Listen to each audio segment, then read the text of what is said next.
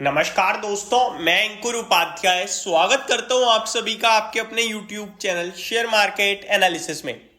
Hospital stocks रुकने का नाम ही नहीं ले रहे हैं, वन साइडेड करेक्ट होते जा रहे हैं। सैटरडे के ट्रेडिंग सेशन में हल्का उछाल जरूर आया था।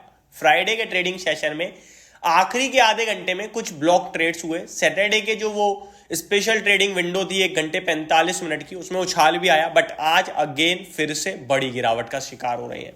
ऐसे में इन्वेस्टर्स काफी बड़ा पैसा ऑलरेडी लूज कर चुके हैं। अभी वो डू एंड डाई सिचुएशन तो नहीं बोलूंगा, बट ऐसी सिचुएशन में फंस गए या एक्शन ले ही नहीं पा रहे हैं। ऑलरेडी नुकसान हो रहा है, फ्रेश एंट्री बनाने के लिए हिम्मत नहीं है और उसको बेचने के लिए लॉस बुक करने की भी हिम्मत नहीं है।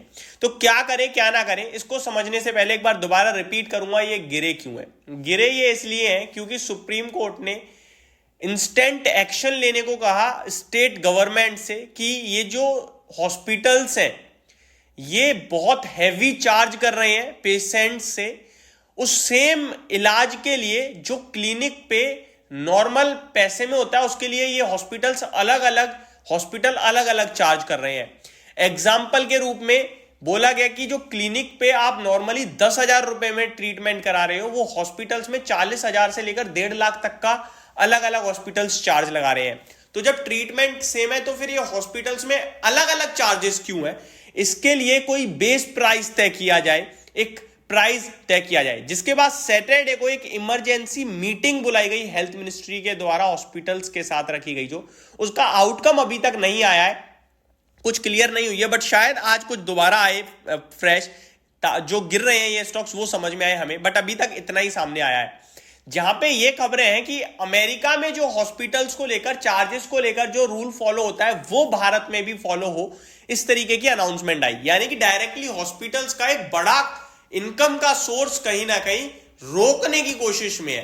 वहीं हम जैसे लोगों के लिए बहुत बड़ी राहत होगी अगर इसमें कुछ भी पॉजिटिव आ गया तो, क्योंकि हमारे घरों में अगर कुछ हो भी जाए, स्पेशली मिडिल क्लास और लोअर क्लास में कुछ भी हो, तो हम लोग सोचते तक नहीं है प्राइवेट हॉस्पिटल्स में जाने की, क्योंकि हमें पता है वहां गए तो अभी तो बीमार है, फिर पूरा खत्म हो जाएंगे, वहां पे हम जा ही नहीं पाते, हमारी पूरी फाइनेंशियल कंडीशंस बहुत खराब कर देते हैं वो।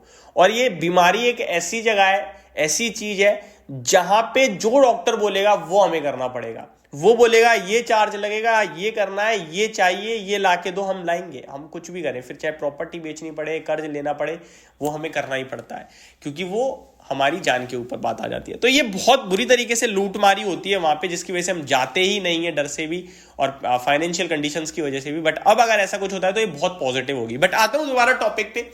इस चीज के चलते आज आप देखें मेदांता ग्लोबल हेल्थ के नाम से भी आप जानते हैं इस स्टॉक को। मेदांता की बात करूं तो एक बार फिर ये स्टॉक आपके लिए करेक्ट होता हुआ दिख रहा है और भारी करेक्शन दिख रही है मेदांता के स्टॉक में।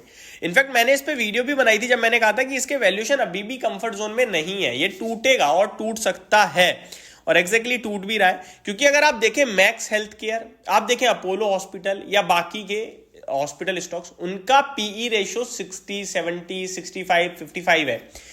ये स्टॉक 80 के पीई पे ट्रेड कर रहा है। किस लिए भाई साहब? आप रिसेंटली लिस्टेड स्टॉक हो इसलिए आपको ज्यादा वैल्यूएशन मिलेंगे।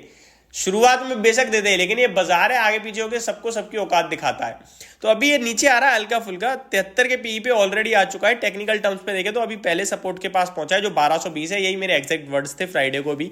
अभी अगला सपोर्ट लेवल अगर 1220 ब्रेक होगा तो फिर थोड़ा डीप आएगा, बट वैल्यूएशन टर्म्स में अभी भी मेदांता बाकी के स्टॉक्स के मुकाबले थोड़ा हैवी है ही है।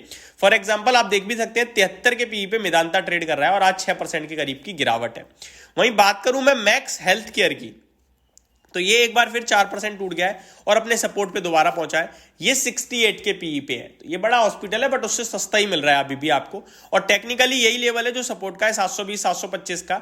मैंने फ्राइडे भी यही कहा था, उसने उछाल मारा सैटरडे को, तो मैंने आपसे कहा कि वहीं से घूम गया जहां हमने सोचा था, बट अभी फिर नीचे आ रहा है। लेट्स सी इस बार ऊपर जाता है और नीचे जाता है, देखने वाली बात है। और ये अभी 68 के पीई पे ट्रेड कर रहा है। वहीं जो दिग्गज है अपोलो हॉस्पिटल, उसमें गिरावट भी नहीं आई है आज। क्योंकि अगर आप स्टॉक की बात करें अपोलो हॉस्पिटल्स की, इनके साथ एक पॉजिटिव प्लस पॉइंट ये भी आ जाता है क्योंकि मेडिसिन के अपोलो फार्मेसी 24/7 भी है, कहीं ना कहीं वो एक अलग बेनिफिशियरी है। हालांकि पीई रेशो इसका 112 का दिख रहा है, बट अपोलो एक नाम का ब्रांड वैल्यू भी ले रहा है आई थिंक, बट ये वैल्यूएशन तो डेफिनेटली बहुत बड़े हैं अगर ये ठीक दिख रहा है मेरी स्क्रीन पे।